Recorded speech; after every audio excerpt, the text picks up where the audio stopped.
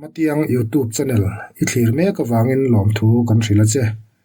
kan channel hi ilola subscribe lawani chuan khonga in min subscribe sak vela notification bell icon click la all kha thlang bok la kan channel a thil thara oma piangin ilo thenghal zel theidon ani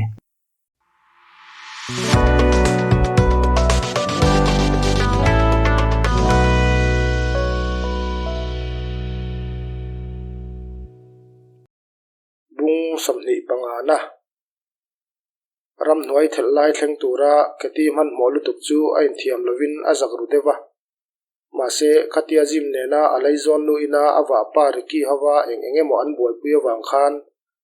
ina ale le ma a afala hun man dun lo mol alaw ani ber mai an che na zaw farhan lo zet soina na in ti thumal han man po chu adik berdo ne mo chu in chu him le thamwang taka akhosak theina ziman hen atanga adon ang mangai na tak tak par atlan na tur mun ani don lom ni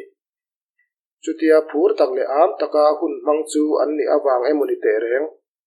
son thing zaina huna kalbo le ma a an tom dun na lai bi thlatura kom tonan aron pan nai hriau hriau lai te chu atua ma ma in an lo reng reng lo zima chuan an van ram tla fual chen dun na huna chuan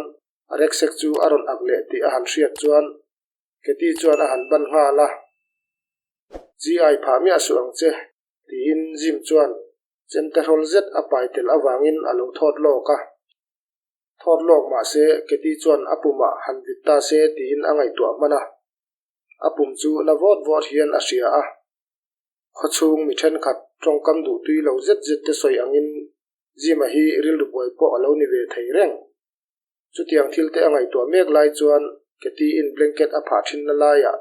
keti in blanket a pha thin na laya zima chuan thingtang suin alo da ram maya ti hi chuan kan nuam sa deuh to nge yang ti pa in keti chu a han ena ani la in angai na hriat lo hmel zetin alo en ve reng boka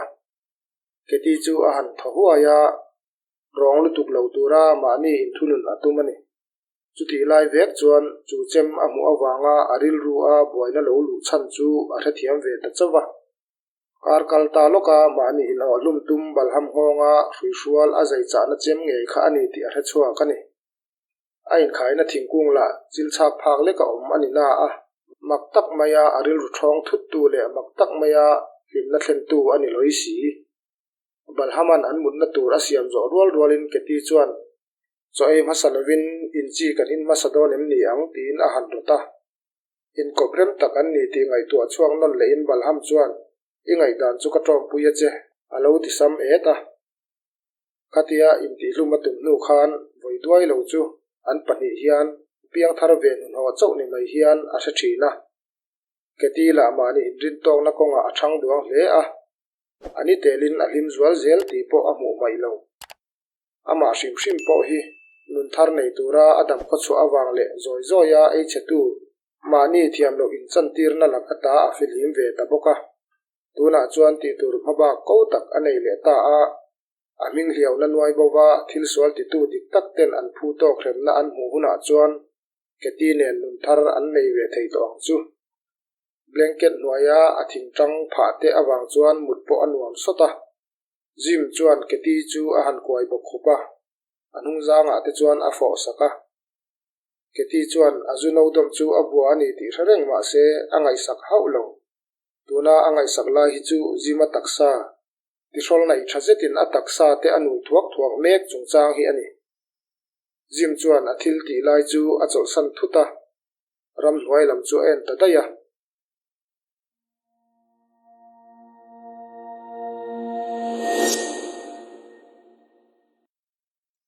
son chu chuti vutvuta man mo lo tur chuan a in thunun ve na sangang mai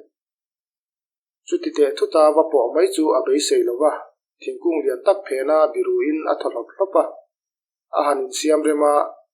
thingtang arap liap mok ti ai hriat rualin a han hoi chuak le a pa pakhat hian a biru na lam chu aron en ti a mu theya to fang nuwa chuan alo ha dam ve ta a ma se a thin ero ala phuna sangang mai hetia anu puina bum mek lai hi chuan a thin phuna sal tuk chu chuti maya han ti tom ngai na po omina hrelo he phung pui nu phiang sen hian azil na a thei il le to ngai lawang enge ni a tin ke ti in gym chu a han zo ta engma ani lo mai thei tu emo aron kal ni in ka hria chu mai te chu ania sipaya in zirna in aron thong thut chepo ani ve theya sin tin ke ti chuan ni ver ver chungin lo changa nia chu tiang deuh chu ni in ka hria ti in nui chungin lo chang len ve mai boka ke ti chuan a ngonga ko in a hmuya a fop don emo ti mai tu hi ani a sipaya chuan eng thil dang tenge an zir tir cheu among tama tham chungin an pot nai dora sapel dan mole a han pa tak a han pel thar vel po ka ngai lo hi hei min man to renga lom ati zoi sapa gym chu du thole am takin a fop zui hal zata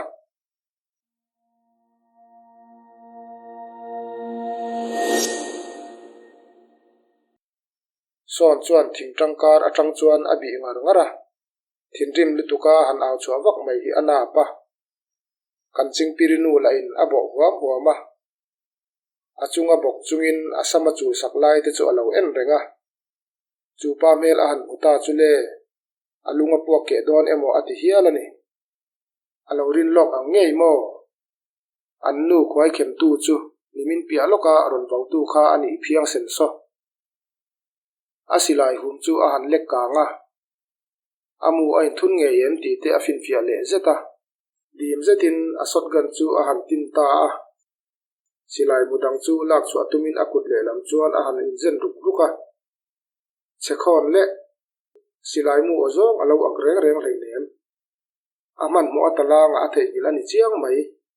ma se sot gan ani boka muni chu tok tiu tiu viau tur angai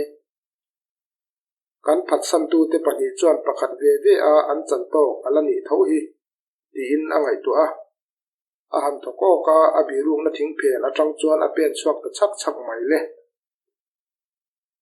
balham chuan silai in kauri chu alo thena me mai keti ko na kut ata chu rangzetin atan chuaka thom lo chuana lam hoin abok taran mai keti chuan eng thil nge ni tangai tia zo tumin aka a ang man chau ti in a mui chu alo hup saka thom nei lo turin zai zirin a han hrila trawng thei tia tia nge mai suang to na khowela ali lu man mo le to ani che hi hei hi chu Afghanistan ram ni lovin Wales ram ani hi tin ama le ama chu a han in hril le ri a ma se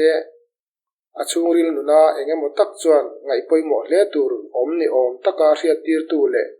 a training to na te chu ngai thango chi ani lo ti a hriat lon tir tlut tlut mai